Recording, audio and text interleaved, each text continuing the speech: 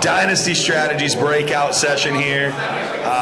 We have an awesome panel. Real quick before we get into all the questions, we have a lot. We're going to focus a lot on strategy today, a lot on not necessarily who, but how. A lot more on how. So that's what we're going to be focused on today. But we'll start down here. Real quickly, just introduce yourself, what brand that you are associated with. Rich Dotson, Dynasty Nerds. Scott Connor with Dynasty Trades in 5 and Destination Devy. You probably got to turn this down. I'll just use this one for now. Michael Bauer, host of the Dynasty Rewind. Jeremy Popielarz, and it's with FTN. Nate Polvogt, Optimus Fantasy. Awesome. So lots of questions we're going to get into today. Whoever wants to start this one, we can start here, and we're going to work our way through a lot of strategy stuff here today. So first one, what's the one thing that you would find in your process to be most important in the offseason to get you ready for the regular season? So my biggest thing with Dynasty, it's a big brain format, right? So fluidity is the most important thing, I think, in this format. If you try and stick to a specific strategy, you can get locked into a take, locked into a player, locked into an idea, and you get behind. When things change, being able to be fluid and move with your league, I think, is the most important part of Dynasty.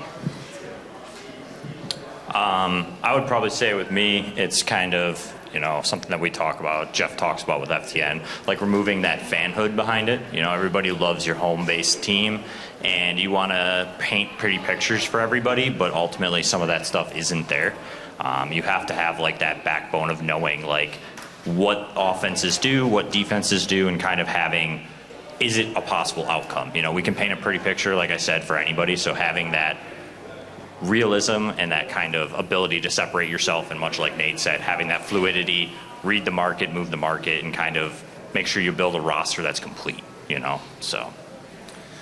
So for me, it's mostly about looking at the teams that did not perform well last year. How can I just rectify those teams? What have I done wrong? What processes didn't work? And, I try not to stick to the same process for every league, because every league is different, just like every roster is different. Obviously, you want to be cognizant of your scoring formats. So for me, it's really breaking down every single player, every single, spot that you have to fill throughout the season. And how can you look at it a one-on-one, your quarterback, your running back. You have to win every individual matchup on every single slot. So how can I just put the best roster out there? And the offseason is the best time to do that. So how can I get better? Start with your worst team and then go to your best team. Yeah, it's interesting for me. In the offseason, one thing a lot of Dynasty players that have played for a while start to realize is very few players matter in the offseason. I'd say 90% of the players in the NFL do not matter. You get to end of January, does anybody want to trade for Calvin Ridley? Nobody cares. There's currency that everybody is chasing at certain times. So pivoting away from that, I don't want to be going, man, in February, March, I need to get some draft picks. That's the worst time to do it. The best time to get the draft picks are when other people are not seeking them. So my focus usually in the offseason is looking at my rosters and saying, all right, I have a player that I was probably stuck with. I'll give an example, like a Tyler Lockett or an Adam Thielen, right? Do those guys have any value from January until the next season starts? Zero. There might be somebody in your league that's like, man, I'd love to get some Tyler Lockett. That usually happens in July or August, where they start seeing, hey, he escaped free agency. He escaped the NFL draft. Looks like he's going to have a similar role to what he had. So now I want to buy in. At that point, it's probably too late. You've lost the window of time where you could have made a move involving that player. So instead, I'm looking at my teams going, all right, is there a way, since I'm stuck with this guy, and it's probably going to be even harder for me to move him for what he could be valued to my team, finding a place where I can set my team up to actually use that player. If I have Tyler Lockett right now, he better be in my lineup week 1. Because if he's not, I don't want him on my bench. Because by week 8, he could be done for. And I never got anything out of him. But what do people want in the offseason? Oh, man, I'd love to get myself some Jaden Reed. Or I'd love to get Tank Dell. Those are the guys where you go, okay, other people want that, so lean into it. Use the calendar to your advantage versus going, oh, I'm just going to chase my tail like all the other 11 or 13 players in your leagues. That's my biggest advice is don't just follow the herd. Chase draft picks when everybody else wants them. Chase veterans when everybody else wants them. Go the other way. Yeah, so piggybacking off a lot of what these guys say, first of all, there is no offseason in Dynasty, so there's no offseason. This is 365. That's why we love it so much. But what I use when the season ends of the NFL season, I think the best advice you can give is take a look in the mirror, right? Look at your team and be realistic. It is so easy in Dynasty to look at your team on paper and say, wow, this is really good. But where are you amongst your league mates? And I think it's so easy to get stuck in the middle in Dynasty fantasy football is because you think your team is good and solid, which it may be, but like how good are the teams at the top? So I want to identify who are the winners in my league and what's my path to overtake them. And when you get stuck in the middle, it's easy because you're like, oh, my team's not that bad. But I think what people fail to realize in Dynasty, some people aren't trying to win. You may call it tanking, you may call it rebuilding, but teams are not trying to win. So when those teams are trying to lose, you're naturally going to be pushed towards the middle, just naturally. So where do you stand amongst your league? That's what you should be doing when the season ends. Identify where you stand, be realistic, but not looking at just your team, your entire league. And look at the teams at the top and how it overtakes. Because we all play the game for one reason and one reason only, to win. So identifying yourself and where you sit, and kind of piggybacking on everything all these guys said here, it's like, how do I get to the top? What moves do I have to make, you know? Like Scott talking about Tyler Lockett or obtaining Jaden Reed. You know, if you're rebuilding, you're trying to get young, you're trying to get the draft picks. If you're trying to win, you're trying to do the complete opposite. You're trying to unload those draft picks, identify the Calvin Ridleys, the Tyler Lockett's that people are desperately trying to get off their roster. So I just really like to sit down, look at the tools that I have available to me and see where my team stands. And then most importantly, where the teams stand ahead of me and what's my best chance to overtake them. And I think it's real simple to get stuck in the middle in Dynasty and have this like self-worth of like, oh, I had a really good rookie draft and this player is going to do this and my team on paper looks good. When none of that matters when, you know, week 15 starts. Like, how do I get there and how do I win?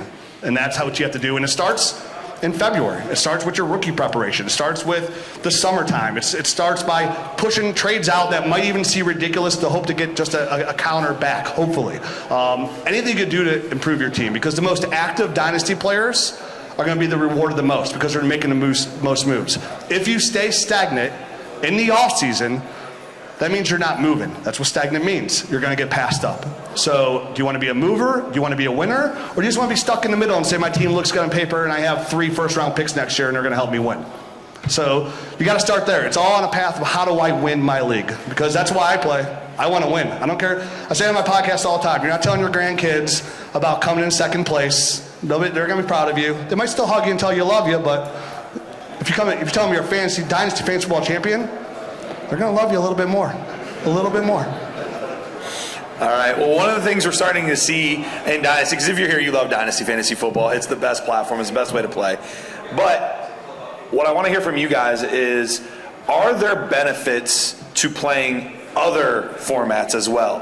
Redraft, DFS, best ball, things like that. And if so, how do those things help you be maybe a little bit better of a Dynasty player? So I'll let whoever wants to take this one and start. All right, go ahead, Mike. The prime example that I make is I love to still play redraft seasonal, however you want to call it, because that helps you keep in touch with what current values are. So I'll just use Christian McCaffrey, kind of a low-hanging fruit example. Man, he's popping off. He's not a really good example. I'm sorry. We'll use Justin Jefferson, right? Last year he got hurt. So it's like, okay, he's obviously not going to be in my starting lineup for right now. So if you really want to make some moves, what can you turn him into? But I love to play seasonal. It's fun. And everything else is fun.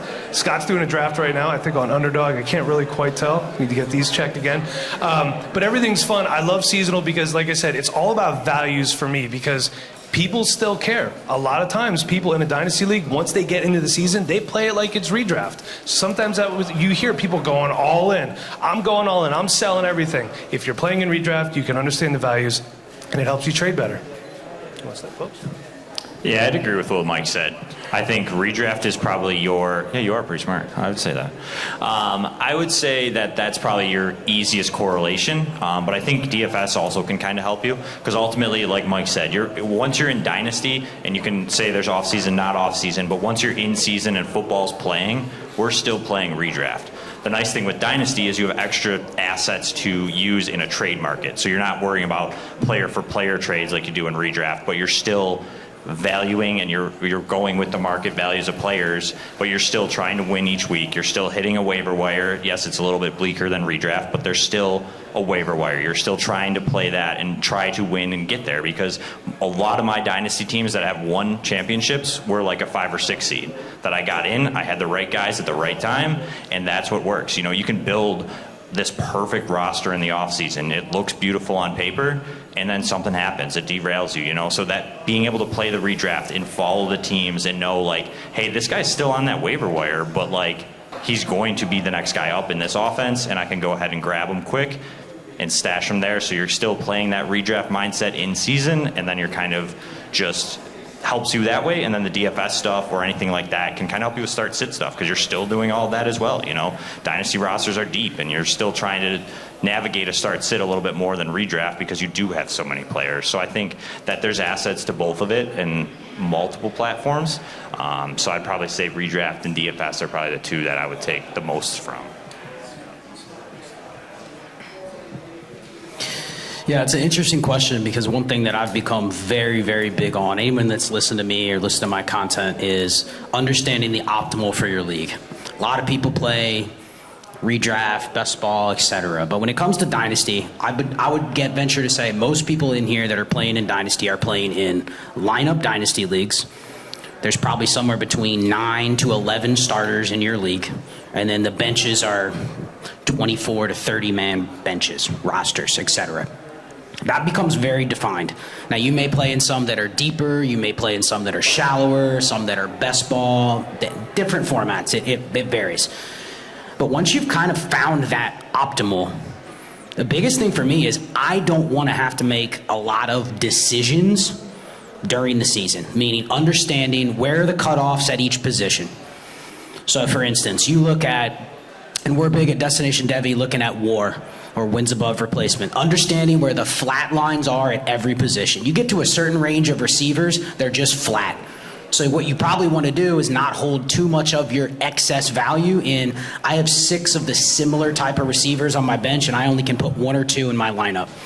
You're probably doing yourself a disservice. So I'm kind of understanding that roster construction for whatever your format is normally where I start, trying to get to that point where my roster is already constructed optimally. What are going to be the easiest decisions for me to make when the season gets here? And then kind of understanding where am I suboptimal to that. So just give an example of, all right, I have 5 receivers on my bench. A couple of them have some upside. Maybe there's a veteran or 2. I don't really want that. I really only need 2 or 3 for that spot. So what can I do with the other couple? Can I sell them? Can I get a couple 3rd-round picks? Can I get a 2nd-round pick? Like, where do you want to hold your excess value? Because truthfully, if you're playing in a league where there's 10 starters, does player 23 on your team really matter? Like, what is the reason you have that player? And the answer probably isn't they're going to be in my starting lineup. It's extremely low. So how do you want to approach each and every roster spot from a construction standpoint? I'll jump in on this real quick before we go to the next question. One of the things for me, I'm trash at DFS, not good at it. I love Dynasty, but I'm terrible at DFS. But I love playing, and the reason being, so often in Dynasty we have our starting lineups, and whatever Sleeper says is the optimal starting lineup, I'm just going with that. I'm just going to put these guys in. When you're playing DFS, now you're looking at the weather, you're looking at the matchups, you're looking at more of these things instead of just trusting whatever Sleeper's algorithm is to say, like, this is the optimal starting lineup. So you're a little more keyed in on guys that might be a little bit more sneaky start or things like that. So I do think some of these things kind of help. So let's move on to the next question here. Everyone, if you play Dynasty, one of the best times, I would argue the best time of year, is rookie season, right around the draft. Like, that's so much fun. So for you guys, obviously it's a big part of Dynasty. How do you guys evaluate rookies, and how do you decide if you are in on a player or not? I'll keep this really simple for myself. There's so many other people out in the space that evaluate rookies better than me. So I try to consume as much content. I try to get as many opinions as possible. But my major focus is I want to know what rookies you're going to like. You're going to like. You're going to like. For me to say I'm just going to be better at drafting than all of my league mates, and I'm in a lot of leagues, so to say I'm going to be able to outdraft 90% of those people, that's hundreds of other people that I'm playing against. Even if I have the most information, the most subscriptions, I read the most content, I consume the most content, I'm not going to be arrogant enough to think I'm just better at picking players. There's some edges, there's some people you can trust that you can say, okay, maybe they can break a tie. But I really, the last couple of years, I've just paid attention to who do other people like? Even if they're not in a great situation, can I say, oh man, I got to the third round of my draft. My focus is not who's going to be good. It is who is the sucker in my league going to like if they have a preseason touchdown. Braylon Allen is one. Everyone saw the highlights yesterday. He had like 6 carries for 54 yards. But you know what? There's probably 2 or 3 people in the league that are like, man, if Breece Hall goes down, he says another ACL or something like that. It's Braylon Allen is RB12. There's other, Ray Davis will never be RB12. Doesn't matter what happens, he will never get there. So it's just like breaking the tie based on just what could happen, but it's mostly the sentiment score. It is the what are other people going to do? I want those assets. Regardless if they're going to be good, I have a better chance of having a window. So I'll hand it off to you then. I'm sorry, I didn't mean to cut you off. I'll keep this short and sweet. I love to turn the film on. I love to see what these guys are doing. The thing I could say that's the most important when you look at film, what skills do they have that translate to the NFL? College teams don't actually care about the NFL. They care about winning football games. They're not there to really coach these guys up too much aside from getting that W on Saturday because college football is big business. What do they have that will translate? I know Garrett always says talent over opportunity, but make sure the opportunity is there to showcase the talent. Yeah, pretty much too, like what Mike said there. The biggest thing for me, and it's something that I do a lot of and I thoroughly enjoy, is turning the tape on, watching these games, seeing who can play, and it's the key is learning that there's traits that translate and there's roles at the collegiate level. It's mostly talent, like there's scheme and it's that. But if you're a physical specimen that can make things happen, the coaches are going to get you out on the field and they're going to put you in where the success goes. At the NFL level, there's role-specific players. You know what I mean? And like, for example, the Braylon Allen call. We saw all that. I loved Braylon Allen's process. Yes, he has faults and every player does. But you also have to realize, okay, now he's with the Jets. All right? What has to happen for him to be a guy? There's a lot. And even when he becomes a guy, they have Isaiah Davis. They have these other players that are behind him. But his role is specific at the NFL level. That's a 2-down grinder that's going to, him truck sticking guys is great. That's his role. But what is that going to give us for fantasy? And is it a role that, yes, he's a handcuff in a way, but is he going to be the handcuff? Much like Ray Davis. Is Ray Davis going to be the only running back if James Cook goes down? Probably not. They're going to run a committee, so trying to figure that out and figure out, okay, where did they land, their skill set, and how it transitions to the team that's going to use them. And that was the biggest thing with like Puka Nacua. Puka Nacua was a great find late in drafts, and it made a lot of sense. What did he do? He did a lot of things Robert Woods could do, and he did things well, and he had some good stats, and the advanced stats, like yards per route run is a very good one for the receivers to kind of predict fantasy success. So does the tape match what the stats are saying, and then is there a path for them to become an asset? Because yes, talent's there, but like Mike and Garrett have said, if there's no opportunity, you can have as much talent in the world as you want. It's just not going to happen for you. You know what I mean? If you've got somebody in your way. So that would probably be, for me, that's what it is it's tape matching it with the stats and making sure everything matches and makes sense and there's a path for them to become something. So, I mean, you guys pretty much said it all. The one thing I do want to add to it is remembering when you're looking at some of these college players, situationally in college, like you said, Mike, they're not playing to get to the NFL. They're playing to win at the college level. So you get some of these guys, like I think a really good example is Marshawn Lloyd at USC. Guy's a phenomenal pass-catching back. They didn't use him for that at USC. Guys like Sam Laporta didn't necessarily get a ton of work at Iowa, but at the college level, tight ends don't get that kind of work. And remember, remembering when you see these players, if the skill is there, just because they didn't do it in college doesn't mean they can't do it at the NFL level. And understanding a guy like, again, Marshawn Lloyd, he's going to be a pass catching back in the NFL. And remember that when you're drafting these guys and looking and scouting them, even though he didn't do it at USC, he can still do it. And just a different game in college, and understanding these guys, their skills translate differently at the NFL level than they do at the college level. Yeah, I feel like this is my bread and butter, the rookie drafts. So I think the best thing I would say to get ready for your rookie draft is listen to the Dynasty Nerds podcast. Very shameless, but I mean, we put a lot of time in it. We give you all the tools to do your own research. Obviously, we have the film room in there so you can watch rookies. I'm a big the tape doesn't lie guy, right? Like, you have all these analytics. Like, I like to watch these guys play football, and like Scott said, who are the guys that ball out, right? That's what I want to see. Like, when I watched Breece Hall run the football in college, like, I felt like Joe Rogan didn't know what I was addicted to because it was Breece Hall running the football on tape. It was the most beautiful thing I've ever seen.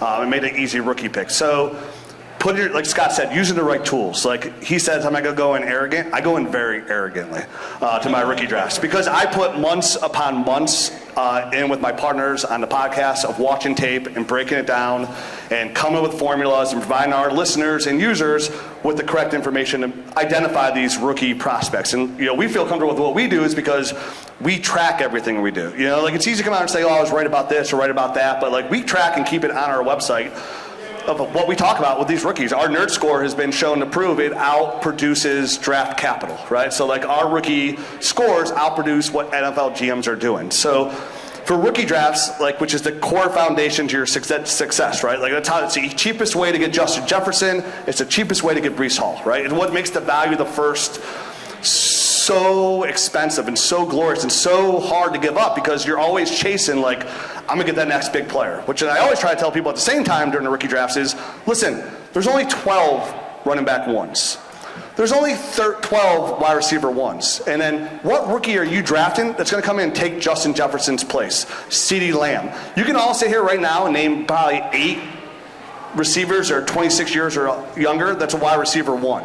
Right? That's worth multiple first. So who's coming in? We love Malik Neighbors. We love Marvin Harrison. Like I think they both can enter that tier pretty easily. But who's leaving that tier?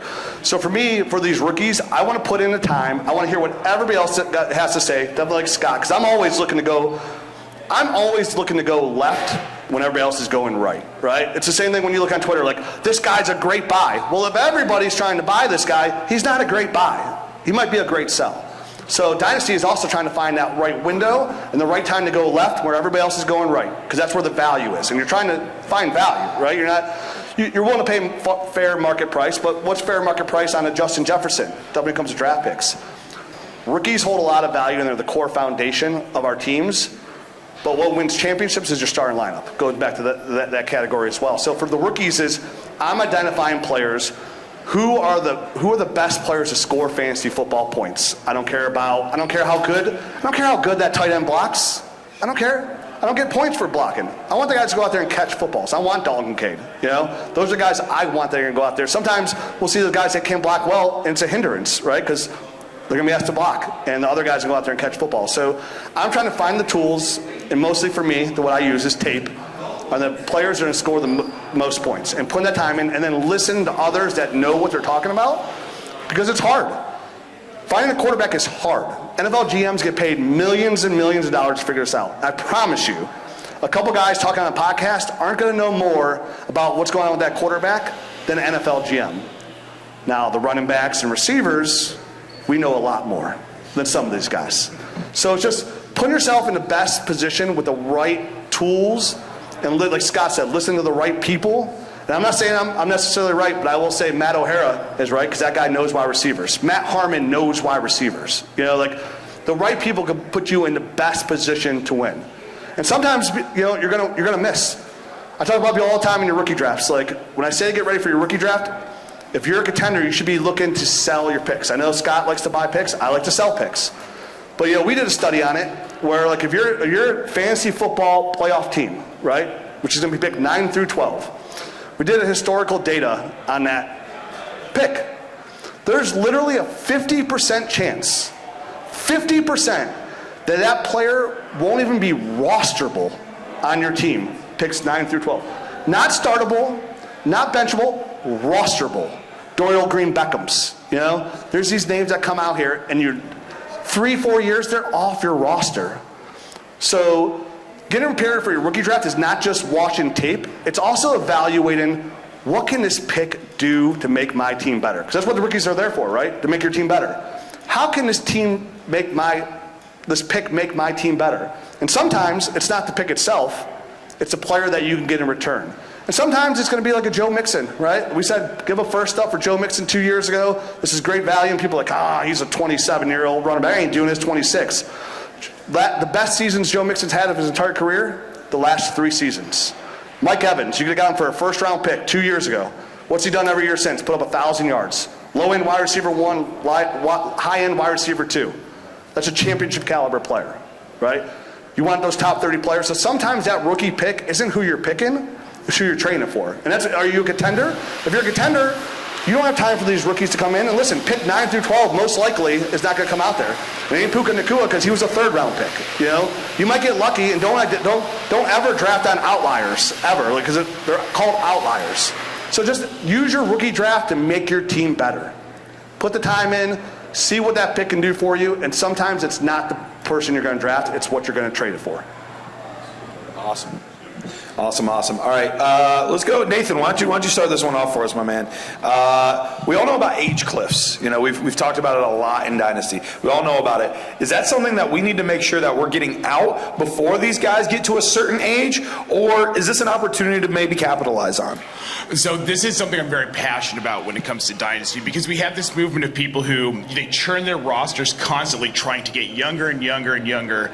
And I think we get so caught up in that, and with the age cliffs where we're turning our rosters over and forgetting that the whole point of this is to win championships, right? Like, we're here to win. And yes, turning your roster over and getting younger is important, and paying attention to those age cliffs is important. You have guys like Stephon Diggs is a really good example this season. I'm nervous about his production in Houston.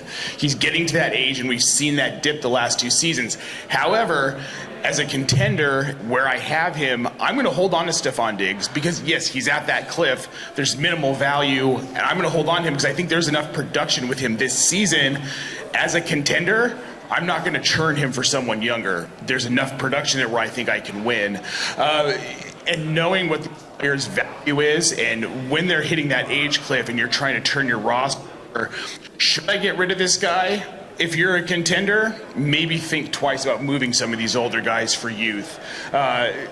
If you're trying to rebuild, get rid of some of these older guys. Get rid of them before they hit their cliff. But don't forget, like, the whole goal of this, guys, is to win. Yes, it's fun to turn your roster over and do all the off-season stuff. At the end of the day, you want that championship. So you don't always have to get younger. Pay attention to the cliffs, but you can ride some of these guys past that age cliff and keep winning with it. Yeah, I think that's the common theme we've been talking about. If you ain't first, you're last, right? Ricky Bobby? That's a good way to go about it. So I think the age cliff exists. I think you have to accumulate everything we've said to determine what that age cliff is for you. If you're a contender, that age cliff might not matter. If you're a contender, you're picking 9 through 12. Once you get to the 2nd or 3rd round, or the team that's also a contender is also going to finish 9th. Like, if you give a 3rd round pick to that guy, not only are you detrimenting your chances of winning because you're now giving away a good player, but you're also getting a 3rd round pick that has like a 15% chance to hit. So like, is it worth it just to let him retire on your roster after you won 2 championships with him? As well as understanding what type of player they are. For example, Mike Evans. Mike Evans is breaking a mold. Devontae Adams, Tyreek Hill. These guys have been such efficient athletes that age cliff does matter, yes, and you start to see a decline. But even in a decline, they're just pure target hogs or pure producers. So there are even outliers with age cliffs. If you have that average receiver that's getting close, your Robert Woods, your Tyler Boyds, okay. They've lived off of PPR targets and opportunity. It's not necessarily their talent that's pushed them into the top 12s or top 24. Like, those players, sure. Try to be a year early, because everybody plays the game. There's so much information out there. We know at 30 years old that receiver's probably going to tank. So I'm not going to give you anything for it. What is he going to do for me? You know what I mean? So if you're a year or two early, where you can still not necessarily give them the used car salesman, but you can sell, hey, yeah, you're giving me a 2nd or 3rd, but like, there's still value. He's still going to get me a year of production, and you're not like trying to cheat your league mates out. You know, you're still, hey, yeah, this is a good trade both ways. You know, you got a year of production, I got a 3rd round pick. So knowing where those cliffs are, being a little bit ahead of it, and knowing if you're a true contender, if you need to make that move. You know what I mean? Don't break or fix what's not broken. So. My simplified answer for that is age cliffs, yes for running backs, no for all other positions. And this obviously depends on your roster and how it's made up too. We see running backs, Joe Mixon is a prime example of not hitting that cliff right now though, Rich, I'll say that. 27, 28 is when you start to sell off. Quarterbacks, we see him playing into their 40s. Wide receivers, guy like DeAndre Hopkins, still doing really well. Tight ends, playing later now. The only thing I could say is when you're talking about wide receivers, tight ends, don't forget you're also buying the quarterback. With these guys, I always want to think about what's their opportunity share in the offense. And sometimes, you know, getting younger isn't always better. So if you sell DeAndre Hopkins for a 3rd round wide receiver and a future pick, are you really making your team better? Probably not. Age cliffs are a myth. I'll say this. Jamison Williams, how old is he? Anybody know offhand? Jamison Williams is 23, right? How old's Calvin Ridley? Anybody know that one? 29. Who do you prefer in Dynasty? Okay. Javonte Williams, 24. James Conner, 29. Do you care? Now, you may care about age cliffs when you're talking about Stephon Diggs, Devontae Adams, Cooper Kupp, because a couple years ago they were elite assets. If you're still holding them, though, they've already crossed that point of they're probably more value to my team. There might be a window, and this is something that we haven't really talked about yet, but there's usually a very tiny window where one of those guys is just absolutely smashing during the season. Everyone in here has probably experienced that if you played Dynasty for a while. Man, Stephon Diggs is wide receiver 3 thus far through 5 weeks on the season. And probably I have one of the best teams if that guy's on my roster. If you want to really take advantage of an age cliff, you're the first place team, you sell that Stephon Diggs right then. That's the time where you get the peak value. It's not in March. It's not in July before the season. You might get some value. But that, from an age cliff standpoint, Dynasty players are getting too smart. You mentioned running backs, Mike. Like running backs, how many running backs in here actually have dynasty value? Not talking about what can they do for me now or in 6 months. Dynasty value, meaning they could not get a carry this year and I would still value them in 2 years out. I'm hearing numbers in the single digits. We agree with that, right? I would say it's probably 2 or 3. But even then, if a couple of those guys were to suffer a bad injury or have a terrible season, that dynasty value is evaporated. So that age cliff thing, for the very, very elite players, maybe it matters a little bit. But this idea that, Tyler Boyd's getting old, I'm just going to sell him because he's 29, 26, 23. It doesn't matter. Where most players, 90% of players lie, there is no age cliff. It is, do other people want them? Calvin Ridley versus Jamison Williams. There's no future value in Jamison Williams unless he's good. If he's not, it doesn't matter if he's 21, 23, 25. If he's not at a certain range, the age doesn't matter anymore. Yeah, I agree with Scott. Age cliffs are kind of a myth. I don't know if you guys know this. I am 86 years old. Thank you. I know. I feel like I look great for my age as well. Yeah, people are playing longer. Just the way it is. Medical technology, just people being treated and trained much longer. People look younger. If you look at a 40-year-old today compared to a 40-year-old 40 years ago, like it's night and day what they look like. So he's right. Some of these guys you're mentioning, like Raheem Mostert, he's in his 30s. He was running back 2 overall by week 17 last year. Like it's just, I'm with Scott. Age cliff, I use that again. Where everybody else is going right, I'm gonna go left. And that's why sometimes when when you can compete as a contender, sometimes Dynasty in the right league, it's easy to stay a contender because you just buy all the old guys that nobody wants because they only have 2 years left. 2 years left. 24 months. That's 2 seasons. Who here would want to be a back-to-back Dynasty Fantasy Football champion in those 2-year windows? I know I would. I'm in leagues that are 20 years old. People have never won the league. That's embarrassing for them. And I'm glad they're not here because they'd be really embarrassed for me calling them out because I would do that. So yeah, the age cliff, it's a myth. Like, who's the player? What system are they in? Do they still have some burst when it comes to running back? Like Raheem Mostert. Identifying players in certain systems, right? Like we talked about this like last night in depth. Like, I want Kyle Shanahan's running back and quarterback. I want Mike McDonald's running back. I want anybody that plays for Sean McVay. You know, it's like system matters. You know, what happens when Zay Flowers gets drafted to Baltimore? What are we all like? Oh, no, don't do it to Zay. Because it sucks. Because Baltimore never has a wide receiver one. Can anybody here tell me the last wide receiver one in Baltimore? That would have been my guess, too. Good job. Good job. So, yeah, age cliff for me, it's like, yeah, you want to be younger because it offers so many years. But, you know, Garrett talks about this. We talk about this like recently on our show. Like, you're only living in a 3 to 4 year window anyway. So what does it matter? Like, why does it matter? Like, your dynasty window is usually about a 3 to 4 year window for it to all come together. So, like, that's what you're looking at. Like, 2 years, that's a lifetime, 24 months in a season. Go back and look at your leagues 2 years ago. Just go back 2 years ago and look at the roster construction of your league. You're like, wow, these teams are so different, you know, in just 2 years. So I hate when people are like, oh, yeah, if you're selling just because he's old, guess who's buying? Me, if I'm a contender. It's the cheapest asset you can get. Old running backs, why draft them when you're a contender, right? Like, just wait till you're a contender. You could go trade for Alvin Kamara. You get Derrick Henry. You get Joe Mixon for 2 seconds. 2 seconds. Thanks for Pat Fryermuth. Yeah, great. I'm gonna host a trophy. Scott, you're going twice, you cheater. Well, I just had to comment on this. Come on, man. I'll just say this about running backs and age cliffs. He just said you can go trade for Alvin Kamara or Joe Mixon, but a lot of times when you're trying to trade for those guys, you're actually having to buy them out from the person that's already rostered him for the same reason you're probably wanting to buy him. You might hear on a podcast, oh man, I'd love to go give that keep trade cut price of a second rounder for Alvin Kamara. Then you look at the teams that have him and you're like, they want him for the same reason I'm trying to buy him. So you're not paying for the player. You're paying to break up why the other person is rostering him in the first place. That's a very interesting thing with running backs and with trying to buy them. Like, oftentimes you're trying to motivate the other manager that has him for the same reason that you want to trade him to you. And immediately you go, man, he costs too much.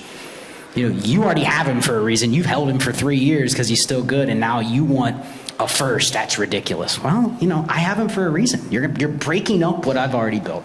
Sorry, Garrett. You're good. I'm fine.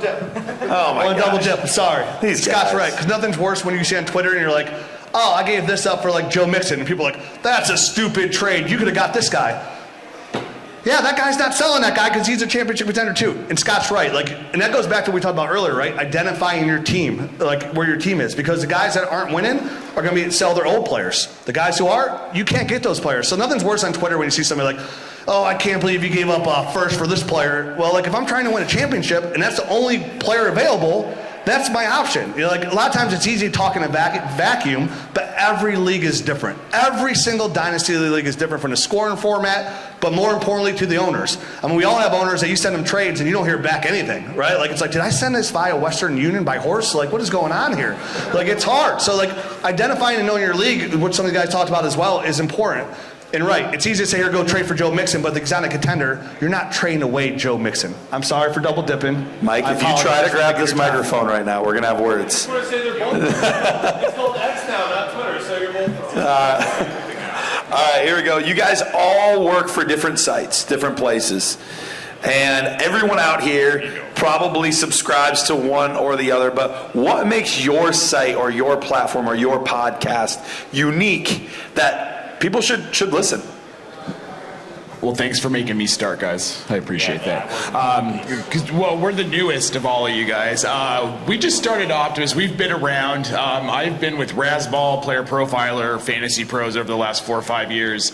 And what we're doing differently is we have kind of a big-brained approach to it. We have a lot of different voices within our Dynasty team. Matt Chester, who was supposed to be here today speaking on this panel, he's a very big arbitrage fan. He likes to move things around like they are stock assets, and that's an approach that our site brings. We're going to bring it with our tools and with our data, and Dynasty management tools, moving things around like it's a stock market, because that's the way that a lot of us play Dynasty, and it's honestly the most efficient way to manage your teams, especially when you're a degenerate like some of us and you have like 20 leagues. So Yeah, I mean, I'm with FTN, so I do the FTN Dynasty podcast, and I think for me, one of my processes, and we've talked about it here now, is like, I'm very big into rookie stuff, so I sit there and I watch a lot of them. I do scouting reports over at FTN for it. I also like to come at the approach from a football approach, and if you hear me talk about it a lot of just like, yes, this rookie's good or there's talent here, but is there an opportunity? So I look at it from that way, and then I have the backing of like the FTN data and stuff like that. That's got so many different stats and stuff that you can dive into to really figure out. And I try to correlate the tape to that stuff, and then kind of looking at it in a perspective of like, yes, let's paint this pretty picture that Rome Odunze is better than Keenan Allen and he's going to take over this job in year one, or JSN's better than Tyler Lockett. Like, I just saw a tweet earlier of like, hey, oh wow, Keenan Allen's good and he might be hard for Odunze to have a good rookie season. And I'm kind of like, wow, we're coming around to that now? Like, it's just kind of that approach of understanding that that's it there, you know, and you have some of these players who are buried behind people, and just, I come from a very even-keeled approach and I don't trade as much. I just kind of believe in the process and kind of going through, and just that even level-headed approach without that fanhood and having like approach of that way to it. So it's a little bit different, I think, sometimes than some people out there. So for us, we try not to be too boastful. We're just extremely honest. We don't really subscribe to every narrative you see on Twitter or X or whatever it is. We try to look into everything and say, hey, people are saying this, here's why we agree, or here's why we disagree. So we just try to be honest, we try to be approachable, and we own our losses, because you always hear people on podcasts and YouTube saying, I did this right, I did this right. Hey, I like to tell people, here's what I did wrong, here's what I learned from it, and here's how we can make sure that you don't make the same mistakes that we did. Destination Devy, that's where I'm at. Anybody in here that knows Ray GQ, Ray Garvin, he is a business mastermind. He also comes at this from a background of college scouting and actually playing football at a very high level. And then I come in with the game theorist Dynasty Strategy, and we've had an exclusive partnership now with Dynasty Daddy, anybody that's used Dynasty Daddy before, to build us tools to essentially be able to hack game theory your Dynasty league. So coming very soon, but that is our approach. It is to be able to get personalized, custom advice for your league, not just war, not just positional advantage, not just trade value, but actually dissecting your league economy. Because not all leagues are the same. You may go, well, that's not going to work in my league because I'm playing against these 11 other players. So having tools where you can get a quick snapshot, and I recommend anybody to go check out dynasty-daddy.com. It is a great resource to just get a big picture view of your league, but then combine that with some of the ideas that I have for tools to go in and go, okay, I can't respond to every person in this room when they ask me a theory question. What I can do is give you these tools to go, okay, I've been really able to narrow down what I think my plan might be, and that's all the information that I would ask, versus taking an hour to ask it. You now have this package of a place where you can go, you can do all of that research, then you can tie it all together, and that's another thing we do on Trades in 5 is we basically just take questions. But when you present all that information, we can scale it on a much larger scale and help a lot more people. So destinationdevy.com. Yeah, so Dynasty Nerds, I started Dynasty Nerds 11 years ago, and I had the same exact goal 11 years ago that I have today, right? Like, I want to help everybody that consumes our content to win championships. I know what I do well, and my most important thing that I try to do is put the people that around me that do things that I don't do well, right? So I really believe in building a strong team. I feel like we've done that, and I feel like at Dynasty Nerds, we have one goal, and it's to help you win a championship, and we're going to give you every tool that you possibly need to do that, whether it be a film room, whether it be an app that gives you a bird's eye view of that league, again, so you don't get stuck in the middle. It's hard to do, but you can see where you're at. We were going to make sure you are provided with every tool possible to win your league. We have the tools, we have the film room, we have scores, we have analytics, and we have podcasts where we have 3 people on our podcast that have been playing Dynasty for a long time that are friends that sit here and talk it out. And sometimes they change my mind, sometimes they change their mind, right? So, like, what helps us win? Information helps us win. Information. Because we're all good at something, but we can't master the game by ourselves. Maybe you can, I can't. So I put people around me, and we build really cool tools, put on shows, deliver content, give you articles to put you in that position. And that's our goal. It's our only goal. I want to see the game rise. I think we can all agree, if you're sitting here, Dynasty Fantasy Ball is one of the greatest games out there today. I love it. I'm addicted to it. I'm sitting here talking to strangers about it in front of everybody or so. I put myself out there to give my opinion on it. And that's what we're going to continue to do, Dynasty Nerds, is strive to give you all the tools you need to win. However you play, we're going to have something there for you to do. So download the Dynasty Nerds app, get to dynastynerds.com, check it out. You will find something there that's going to make you a better Dynasty player. And that's all we're going to promise, is we're going to work really hard to give you information. And like Mike said, nobody in this business is going to be right all the time. But we're just strive to be right more than we're wrong, because we know that's going to put us in the best position to win. And going back to what we all said and what I said from the get-go, I only play this game for one reason. It's to tell my grandkids that their grandfather was a Dynasty fantasy football champion. All right, last question before we get to our Q&A. Dynasty, we're all here because of that specifically. Where is Dynasty going? What does Dynasty look like 3 years, 5 years, 10 years from now? Start off. I think it's going to just keep getting bigger. I don't think it'll ever be as big as seasonal, and I think DFS is really coming along in popularity as well as best ball, because some people, they just like to draft, they don't like to manage the teams. But I could definitely see it, and the thing is too, I know a lot of people think that us podcasts are pitted against each other. We're really not. There's plenty of space out here for all of us. All right, Mr. FTN, whatever you say. It's one of those things where you're going to see more people coming. If anybody ever wants to start a podcast, I say definitely do that. Everybody has a different voice. That's why I started my own podcast, because I think I had something to say. But there's plenty of room. I think you're going to see, I don't know how many people play Dynasty right now. What would you say, Garrett? Give me, you're hosting. What would you say? 20 million people play Dynasty? That would be a little high, I would think. All right. There's 600,000 Dynasty leagues on Sleeper. So let's all, as a goal, try to get to, would you say 600,000 again? Yeah, short-term memory is not great for me. Let's get to 1 million in 3 years. How's that sound? Does that sound good? Can we all strive for that? Let's go for 1 million. Yeah, I'd agree. I think if you play Dynasty, I think that the way it's going, it's not going to change a lot. I think it's just a really good format. It's why I invested all my time in it. I think it gives you that kind of advantage of feeling a little bit like an NFL GM. You go through all the processes. I think it's just a really strong format that I don't think we want a lot of different changes. I think staying constant is not a bad thing always in the fantasy space. I'm sure we'll see some different formats or different scoring settings, and kind of change it up that way. But I think as far as Dynasty goes, like Mike said, just growing the game, getting more things out there. It's just a really nice community, and I think it's just a solid format that I don't think it really changes a ton, truthfully. Yeah, I think what both of you guys said, you can't really improve on perfection, right? And this is what we all wanted when we were kids playing Madden Dynasty mode. Now we get to do it with fantasy. I just think it's going to grow. I think we're going to see a lot of people kind of get into it. I think we're going to see a new base of managers come in, and the format's going to get bigger and bigger. And I think that's all we want. It doesn't need to change otherwise.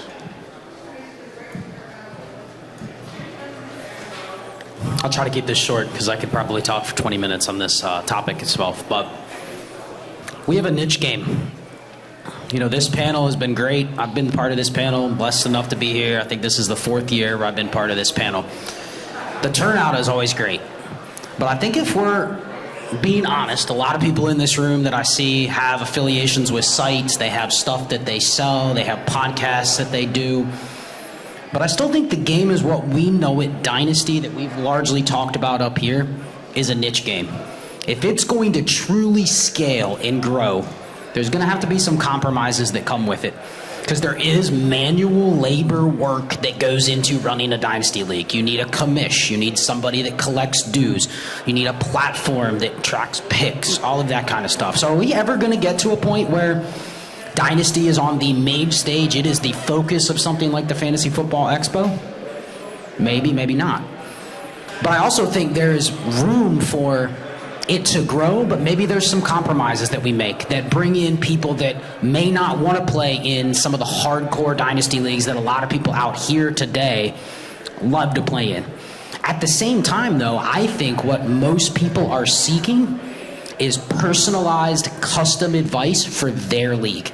And those things are antithetical. You can't grow the game to millions and millions and millions of Dynasty leagues, but then the focus of individual sites is like, I want to really drill down and help you with your specific team.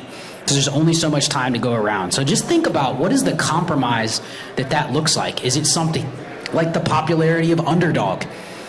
Is there some sort of like compromised dynasty format that comes up where it kind of mixes the best of both worlds, but it allows it to be exposed to way more people that would probably never give a dynasty league a second thought? We talked about this over the weekend. I'm in a home league that I've been in there for 20 years. And I asked all of them last week, does anybody in here play Dynasty? None of them. Do any of them play best ball? None of them. So, I mean, I'm not saying these are the most tapped in folks, but there's people out there that go, I have no, and these are people that have played in this same league, they take it super seriously, but they're not even close to even getting to the point where a lot of people in here are. So just think about that. How do you scale to help individuals with their own leagues and their own advice, which I think a lot of people are chasing that. But then how do we also grow the game at the same time? As a creator, that's something that I'm always wrestling with. So thank you for the time. You good? Tell your friends. All right, so we have a few minutes left here. We'll take some questions. We'll do a little bit of Q&A for these guys. We don't have a lot of time. So if you have a specific analyst you want to ask, that's fine. If not, we'll just have one or two of them answer, so we'll try to get through as many questions as we can. Anybody got any questions? Oh, y'all going to be shy now. Look at this. Look at these guys. All right, here we go. All right, right here in the back. Oh, you're first. No, you're first. You got to do it. So, right or wrong, I am where I'm at. So, I appreciate there's no good picks after pick 8, but I got a bunch of second-round picks. Who's one or two players that might be available in the second round that you think might stick? So, and when I say that, I don't mean they're not good picks. Just be aware of what you own, right? The hit rate. You could be getting Puka Nacua. You could be getting Dorial Green Beckham. My favorite second round pick right now, and I think it's one of the best buys in Dynasty fantasy football, is Jalen Wright, running back for the Miami Dolphins. When I talked earlier about I want the guys in the right schemes and the right systems, I want Mike McDonald's running back. You know, he runs a very explosive offense, a lot of shift, a lot of bundle packages back there, and Jalen Wright was the most explosive running back in this draft, statistically wise. So my favorite round pick and one of my favorite buys right now is Jalen Wright for the Miami Dolphins, because he might hold value this year. We'll see if Raheem Mostert or Devon Achane can stay healthy, but if not, he's probably going to have a chance to be a running back 1 next year. So it's kind of again, identifying those players that have upside. Like Scott mentioned before, do you want 8 wide receivers on your team that are flatlined, they're all the same, or do you want and what's nice about drafting running backs as well in the second round is you know what you have pretty quickly. They're not roster cloggers. Within 2 years, if you have a taxi squad, you know what you got. So I try to identify once I get past those stud players in the second round, third round, I want guys that aren't going to be roster cloggers on my bench. I don't need that 8th or 9th receiver that's just going to sit there. But I can't at the same time I can't cut Tyler Boyd. I can't cut him. Somebody's going to pick him up. Something along those lines. So identifying players like that are quickly you're going to realize turnover and have a high chance to succeed. And Jalen Wright, for me personally, if you want one guy, I think he's one of the best values in the second round because I think the return on it is going to be pretty high. And then worst case, if it's not, you know what you got at least pretty quickly and you can move on. I would say cut Tyler Boyd. If someone else picks him up, it makes your team better relative to the league. I would say, do people like T. Higgins? Then just draft Jermaine Burton. Not even because I think he's going to be good. But you know what? There's going to be a window where someone else is going to want him. And if you get to the second round and you go, I don't know who to pick, just saying I know who's going to be good generally isn't the best strategy. But just forecasting, what if this happens? And just make the bet. Make the bet T. Higgins won't be back on the Bengals, and there will be a window for you to go, oh, I can now get 2 seconds for Jermaine Burton instead of the 208 that I drafted him at. So think about your later round picks, not what the player can do, but what other people are going to think about the player at a later time. And it defers having to actually have any pressure that player does anything, because the reason you drafted him was not for him to be in your lineup. It is for a future transaction.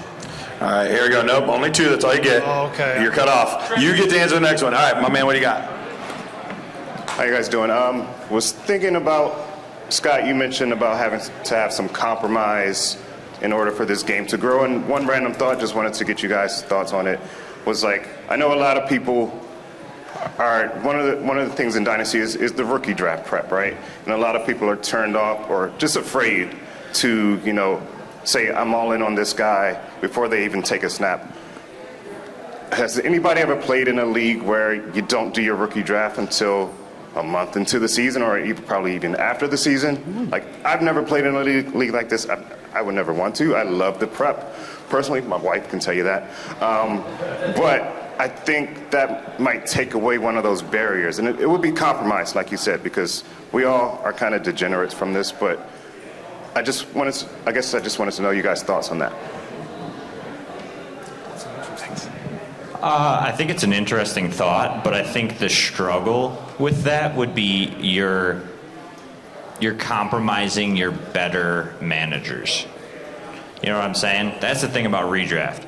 Like, you don't have to pay attention to anything until not even now. Like August 28th, if your draft's on September 1st, you just need to know who's up first on the depth chart, who's going to get that opportunity. And if you already eliminate that process from the rookie process, like, that's what drives us to Dynasty. Garrett's talked about it. Rich has talked about it. Like, you have a lot of that. Like, people love that. You love it yourself. You even said it, So, like, that's that process, and you kind of are, like, almost getting rid of an advantage that you have, Do I think it's a good way to compromise? Sure, because people would feel better about it, But I think it takes a very key part of what makes this game out of the game. Do you know what I mean? So now you're losing Dynasty, in my opinion, with that approach. I think a compromise to that would be, one thing I've really enjoyed is taking your rookie draft, let's say it's 3 rounds. Do the first one right after the draft. Then the second one, maybe you do it mid-July. There's a lot of stuff that's changed, and that creates a different dynamic to what those second-round picks might be worth. In that circumstance, if you know the 201 rookie pick is not happening until 2 months of information has gone by, that pick's going to be a lot more valuable, right? Then you take the 3rd round and you do it right before the season. That 301, that 302 is going to be more valuable. So I don't know about pushing it to the season, but I think creating like unique nuances like that where you just break it up, that changes the market. It gets more people excited about, hey, you know what, if I have the first 2 or 3 picks of the 3rd round, those are actually picks I shouldn't just throw away. So just unique rules like that can make a Dynasty League much more exciting than just the same old, I'm going to have my rookie draft 2 days after the NFL draft and I know exactly how it's going to go. Who we got? Yep, go ahead.